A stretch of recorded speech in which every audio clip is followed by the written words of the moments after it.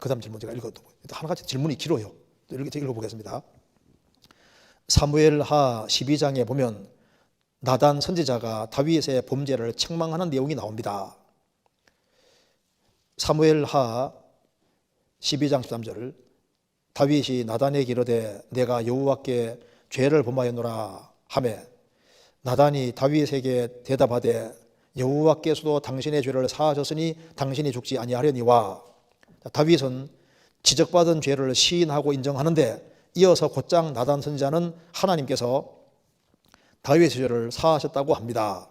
이 말씀을 볼 때 다윗이 잘못을 인정하고 돌이키기 전에 이미 용서를 하신 것으로 받아들이는 게 맞는지, 아니면 그가 회개하자 즉시 용서하신 것으로 이해하는 것이 맞는지 의문이 들어서 질문드립니다. 이와 관련해서 구원받은 사람은 죄를 이미 용서받았고 구원받은 이후에 죄를 지은 것에 대해서 자백하고 용서를 구하는 것은 아버지와 관계 회복을 위함이라고 배웠는데요. 그런 측면에서 볼 때 다윗에게 여호와께서 당신의 죄를 사하셨나니 하신 이 말씀은 아버지와 아들을 관계 회복적인 의미에서 사하셨다는 말씀인지 궁금합니다 하는 질문입니다. 자, 사무엘상 12장 찾겠습니다.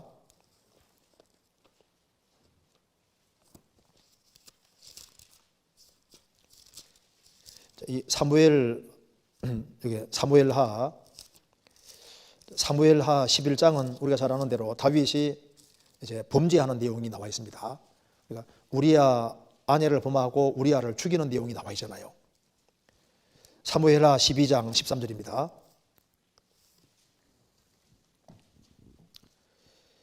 다윗이 나단에게 이르되 내가 여호와께 죄를 범하였노라 하매 나단이 다윗에게 대답하되 여호와께서도 당신의 죄를 사하셨나니 당신이 죽지 아니하리니와 일로 인하여 여호와의 원수로 크게 회방거리를 얻게 하였으니 당신의 낳은 아이가 정령 죽으리다 하고 나단이 자기 집으로 돌아가니라.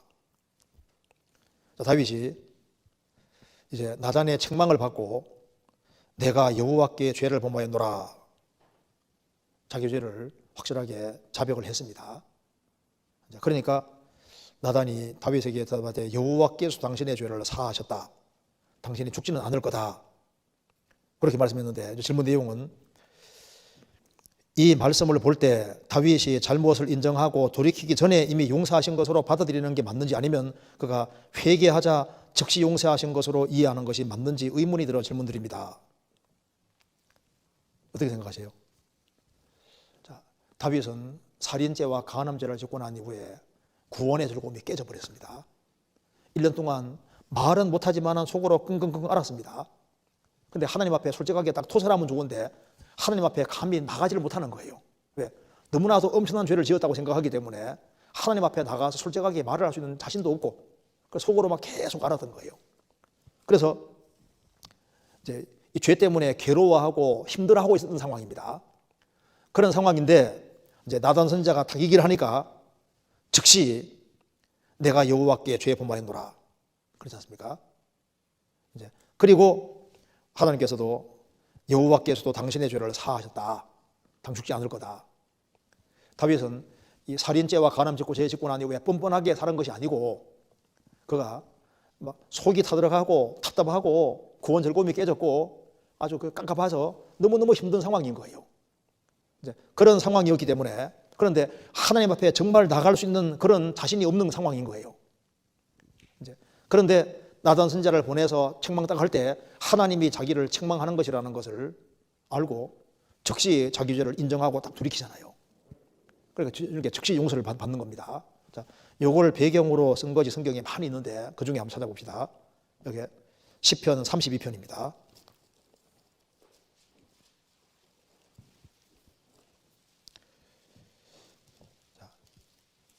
정리하자면 일단 다윗이 죄 짓고 난 이후에 이게 한 1년 정도 후에 이제 사건입니다. 1년 정도 지나가지고 나단 선지자가 책망하는 거니까 1년 정도 그 사이에 있으면서 다윗은 굉장한 괴로움을 받은 것은 확실합니다. 그런데 그가 완전히 하나님께 돌이킨 상태는 아니었어요. 그러니까 하나님이 선지자 보내가지고 아주 호되게 지적을 하는 겁니다. 그래서 용서를 받는데 시편 32편에 보면 이제 다윗의 심경이 정확히 나와 있습니다. 32편 1절입니다. 허물의 사함을 얻고 그 죄의 가리움을 받는 자는 복이도다. 마음에 간사가 없고 여호와께 정죄를 당치 않는 자는 복이도다.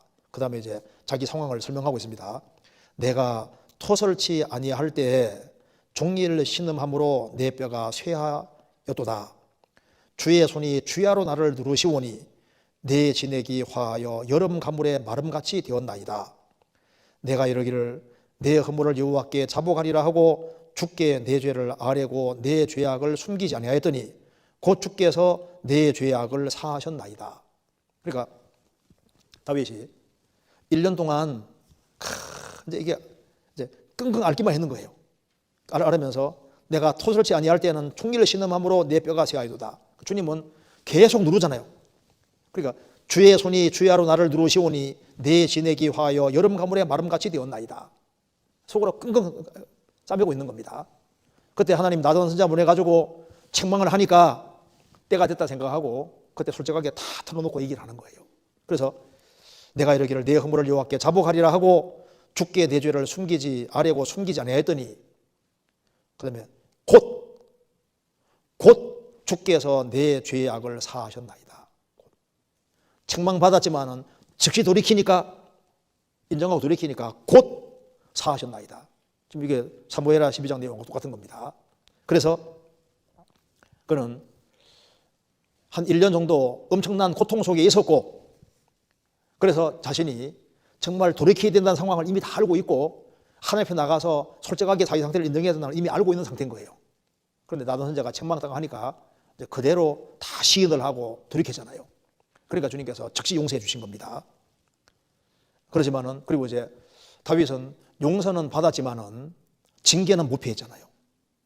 징계는 피할 수 없었습니다. 그래서 이제 바세바가 낳은 아들이 죽고 그 다음에 그 집안에 아주 엄청난 징계가 따르게 됐습니다. 그 다음에 이제 이와 관련해서 구원받은 사람은 죄를 이미 용서받았고 구원받은 이후에 죄를 지은 것에 대해서는 자백하고 용서를 구하는 것은 아버지와 관계 회복을 위함이라고 배웠는데요. 그렇죠.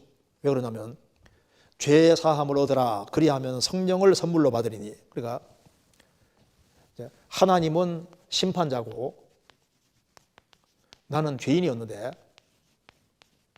이제 십자가를 통과하는 순간에 심판자는 내 아버지가 되고 죄 사함을 받으라 그리하면 성령을 선물로 받으리니. 성령이 양자 영이니까 죄를 사함 받을 때 성령이 들어오셔서 이제 그 사람이 하나님의 아들이 되는 거니까 이제 양자 영을 받았으므로 아버지라 부르시느니라. 이제 부자 관계 속에 들어간 거지 않습니까? 부자 관계 속에 들어갔으니까 하나님 아버지 오냐. 그래서 이제 부자 관계 속에 자백과 용서라는 것이 있게 되는데 이걸 말하는 것이 바로 요한일서입니다. 요한일서 찾아봅시다. 요한일서 1장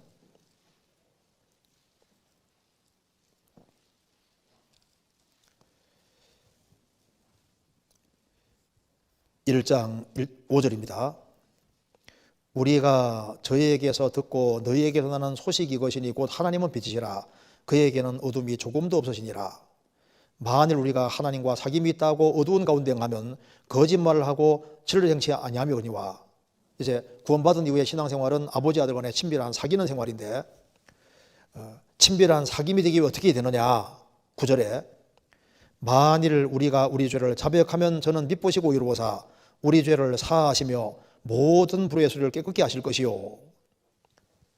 신앙생활 속에서 우리가 우리 죄를 자백하면은 저는 미쁘시고 이루어사 우리 죄를 사하시며 용서해 주신다는 겁니다. 용서해 주면은 아버지와 친밀한 관계가 회복이 되잖아요.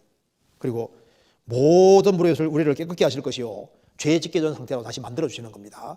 여기 이제 부자 관계 속에서 되어지는 것이 맞지 않습니까?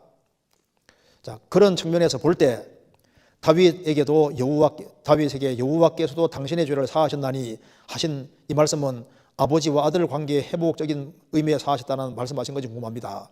다윗이 살인죄와 간음죄를 지었지만은 그가 구원 때문에 괴로워한 것이 아니라 구원의 즐거움이 깨져가지고 괴로워했거든요. 시편 51편 보시겠습니다.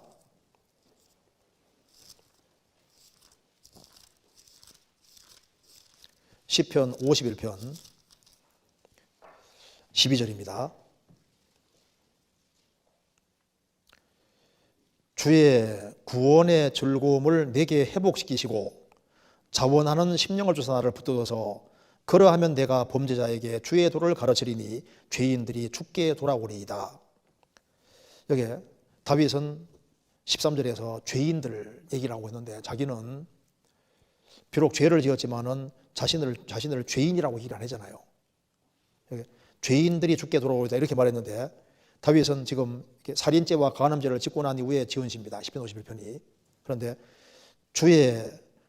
주님이 구원해 달라고 한 게 아니라 주의 구원의 즐거움을 내게 회복시키시고 구원의 즐거움이 깨져버린 거예요.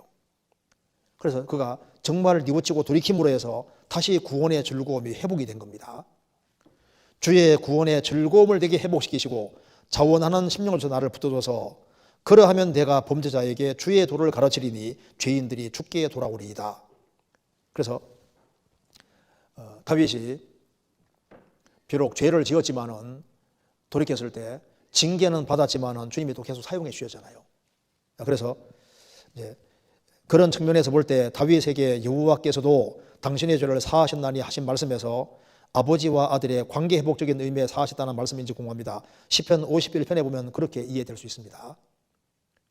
다윗이 구원을 언급한 게 아니라 구원의 즐거움을 회복시켜달라고 얘기를 하고 있는 걸 봐서는 이게 범죄함으로써 구원의 즐거움이 깨졌다는 걸 알 수 있잖아요. 우리 신약시대도 마찬가지입니다.